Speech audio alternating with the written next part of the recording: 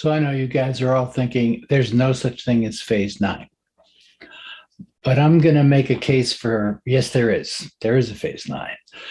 Because when Francine Shapiro wrote her first book, that was in 1995, and EMDR was not a model; it was a method, right? It had eight phases, and we did EMDR these eight phases. But as time went on, she noticed that actually EMDR is more than a method; it's a model, and the model includes past events, present, and future events. And whenever that adaptive information processing model, whenever it breaks down, becomes maladaptive, we know a simple way to think about that is past is present, right? Like a flashback from 20 years ago, and you feel it like it's happening right now. Past is present.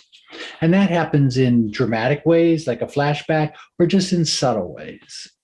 So after I do a session of phase eight, and the suds on the target is low, and the client's fine, and they come in, and then we start to talk a little bit about whatever.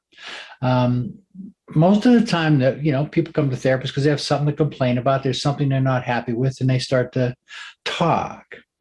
And now I might have a plan, because I know there's abuse in the history, there's a divorce, there's big kind of items that we really kind of want to work on with EMDR. I might have a target sequence plan. I might be working from a timeline. But usually any of those things that I use, that's just a place to start. And I rarely go back to those, if ever. And I just listen.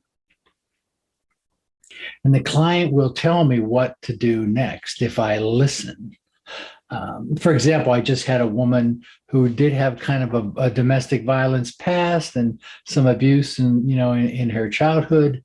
And so we've been doing some work, making good progress. She came in, and she was stopped at the grocery store before she came to see me. And she was really upset because a guy cut right in front of her, like she wasn't there. And she didn't make a scene or anything. She just was, stewing and getting angrier and angrier until she cut into my office, and she was talking about what had happened to her at the grocery store. So I pay attention to that. I don't say, "Oh yeah, that's too bad," but we have this thing that happened to you, and this ex-husband was, when he beat you and held a gun to your head and whatever sort of horrible things, was going on with her. No. I want to hear about the trip to the grocery store. And within that trip to the grocery store, if you just listen, well, there's a target. The guy cuts in front of you. There's my target. What's a negative belief? Well, apparently you didn't matter to that guy. You're invisible. So I don't matter as a negative belief. And what are the emotions? Well, anger, maybe fury. And that's the protocol. And I'm going to work with that because I know past is present. Her history just came alive when that guy cut right in front of her. So I don't need to go digging around in the past. She'll tell me right there, right at that day, this is the thing. And I listen to the thing that shows up because I'm a Jungian, and Jung said that when people start to do their work, the unconscious becomes an ally. And what does that mean? That means the unconscious is communicating all the time. And if you start to listen to it, you'll find out exactly where you need to go next, instead of thinking that you have all the answers in your frontal lobe because you've done trainings and you went to graduate school and you know what's best for your client next. Yeah, sometimes, but most of the time, the client will tell you exactly what they need. So that's my case for phase nine. We rarely talk about, okay, that's really great. That SUDS is down to 0. And okay, let's do the next thing. And then you have to go to this plan. Like there's more to it. Like Shapiro says, EMDR is a self-healing process like 30 times in her book. And what does that mean? That means it's a self-healing thing, except you're going to do what I think we should do. The therapist knows. No, the therapist does not know.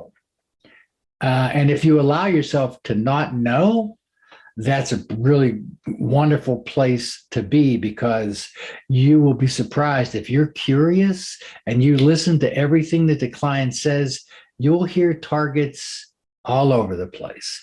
You'll hear protocols come out of the strangest places. I've targeted broccoli with cheese. I've targeted a bag of French fries. I've targeted a dog barking. These are not traumas, but they are. Past is present.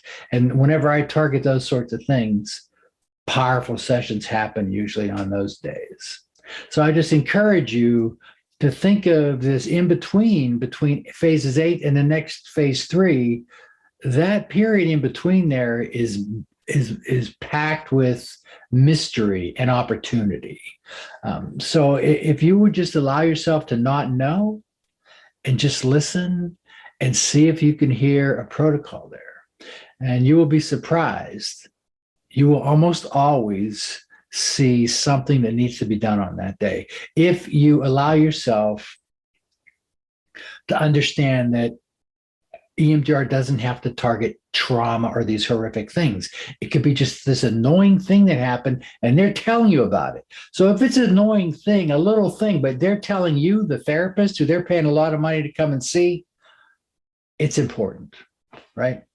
So I would encourage you to just think of that in between session as this wonderful phase 9 that maybe, no one's going to buy that there's a phase 9. Who's Dobo? He's nobody. But think of it as just an important, place to get the next target. And don't just rush to what you have planned. I mean, if there's nothing that shows up, I'll go to my plan. I have a plan always, but most of the time I rarely need it. And so I would encourage you to just allow this process that Shapiro says is self-healing. Self-healing just doesn't mean phases, 4, 5, 6. Self-healing happens when they go to sleep at night, when they're in the grocery store.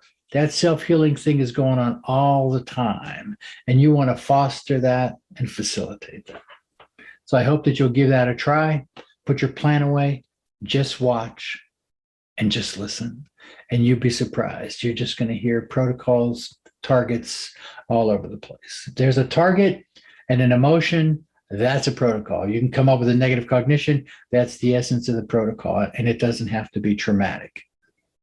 All right. So good luck. And I hope this video helped you.